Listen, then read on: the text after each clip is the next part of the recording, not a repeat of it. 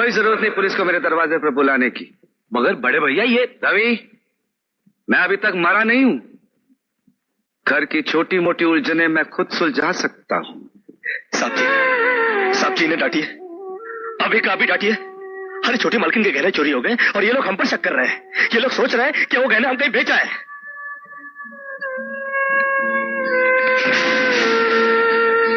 बाकी के रुपए कहाँ है कृष्णा? क्या पूछा आपने साहब जी? मैं पूछ रहा हूं कि बाकी के रुपए कहाँ है? ये आप पूछ रहे हैं साहब जी अपने कृष्णा से? देखो कृष्णा, गलती हर इंसान से होती है। तुम मुझे सही सही बता दो कि गहने तुमने कहाँ बेचे, मैं तुम्हें कुछ नहीं कहूंगा। अब कहने के लिए बाकी ही क्या है साहब जी?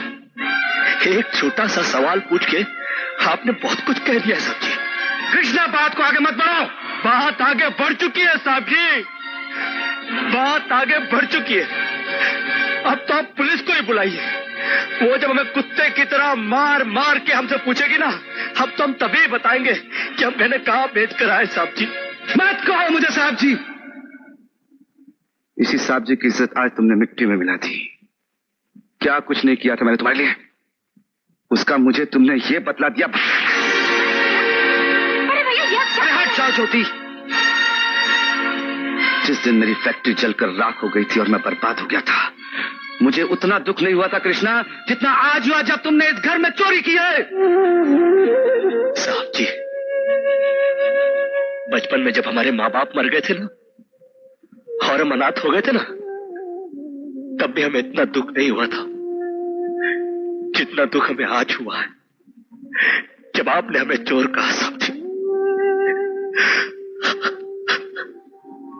आपने हमें चोर कैसे कहा साहब जी? और ज्यादा सफाई देने की जरूरत नहीं है। दूर हो जा, मेरी नजरों से दूर हो जा।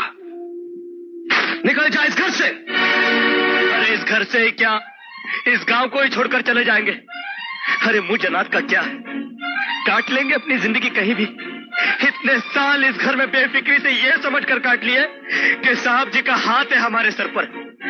हमको क्या है परवाह किसी बात की, मगर नहीं, अब हम जान गए कि इस दुनिया में अनाथ का कोई नहीं होता। हम जा रहे हैं साहब जी और इस घर में कभी नहीं आएंगे। अभी निकल जा।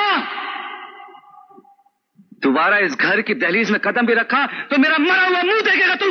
अरे नहीं नहीं नहीं, मुझ नौकर के लिए अपने दिल को दुख देने की कोई जरूरत नहीं। मैं कदम भी नहीं रखूंगा यहाँ पर, कभी नहीं आऊंगा।